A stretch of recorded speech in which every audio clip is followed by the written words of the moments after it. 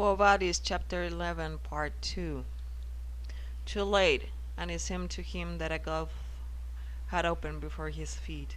He did not know what to begin, how to proceed, whither to betake himself.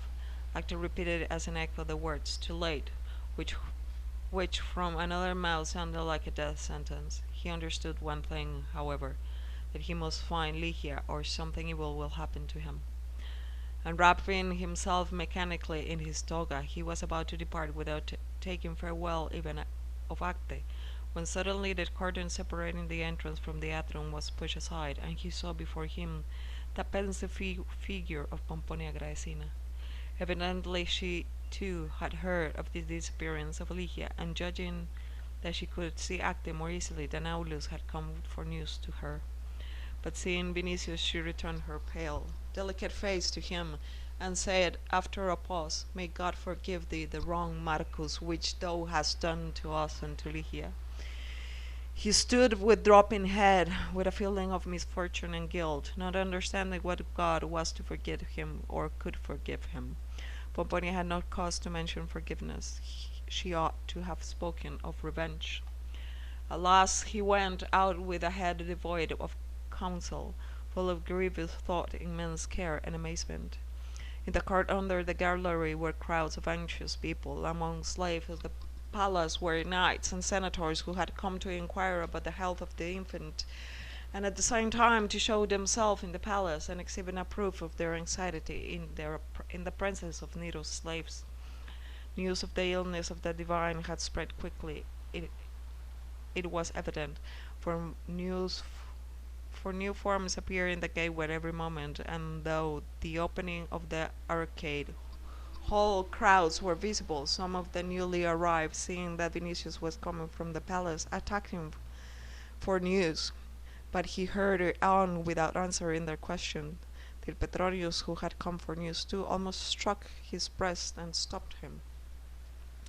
Beyond doubt, Vinicius will have become enraged at the sight of Petronius, and let himself do some lawless act in Caesar's palace, had it not been that when he had left Acte he was so crushed, so weighed down and exhausted, that for the moment even his innate irascibility had left him, and pushed Petronius aside and wished to pass, but the other detained him, by force almost.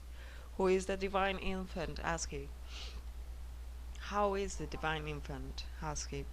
But his constraint angered Vinicius a second time, and roused his indignation in an instant.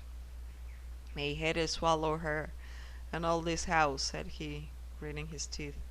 "Silence, hapless man," said Petronius, and looking around added hurriedly, "If you those wish to know something of Ligia, come with me. I will tell nothing here. Come with me, I will tell my thoughts in the litter."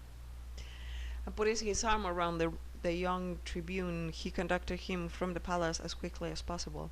That was his main concern, for he had no news whatever, but being a man of resources, and having, in spite of his indignation of yesterday, much sympathy for Vinicius, and finally feeling responsible for all that had happened, he had undertaken something already, and when they entered the litter, he said, "I have commanded my slave to watch every gate." I gave them an accurate description of the girl, and that giant who bore her from the feast at Caesar's, for he is the man, beyond no doubt, who intercepted her. Listen to me. Perhaps Aulus and Pomponia wish to secrete her some state of theirs. In that case we shall learn that direction in which they took her. If my slave do not see her at some gate, we shall know that she is in the city yet, and shall begin this every day in search in Rome for her." "Aulus does not know where she is," answered Vinicius.